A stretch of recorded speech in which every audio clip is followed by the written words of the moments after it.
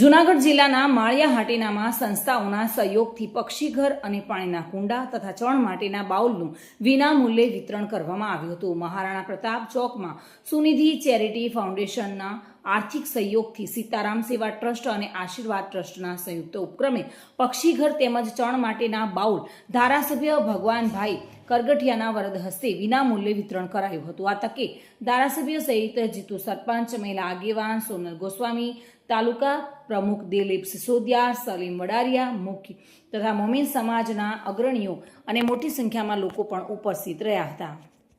ગાંધી પ્રમુખ આશીર્વાદ charitable trust Maliya Hatina, Sunidhi charitable foundation Mumbai,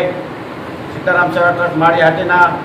આશીર્વાદ ચેરિટેબલ ટ્રસ્ટ માળિયાહાટીના સંયુક્ત ઉપક્રમે દર વર્ષની માફક પક્ષીઓ અને જીવદયા પ્રેમી માટે વિનામૂલ્યે આજરોજ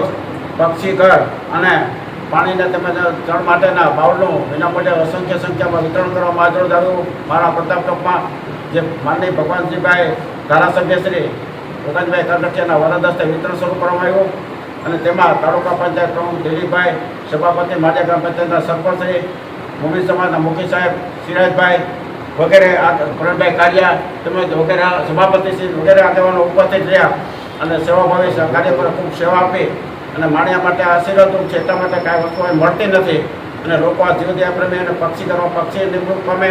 અને પોતે ચણ અને પાણીનો ઉપયોગ કરે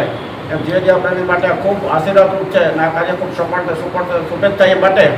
જે દાતાઓએ દાન આપે છે, સેવાભાવી કાર્યક્રમ સેવા કરે છે, જે લોકો રહી જાય છે એ બધાનો ખરા હૃદયપૂર્વક આભાર માનીએ છીએ અને આ કાર્યક્રમ સફળતાની શુભેચ્છા સાથે મારી વાણી વિરામ આપું છું. પ્રતાપ સિસોદિયા સાથે bureau report, today Gujarati news.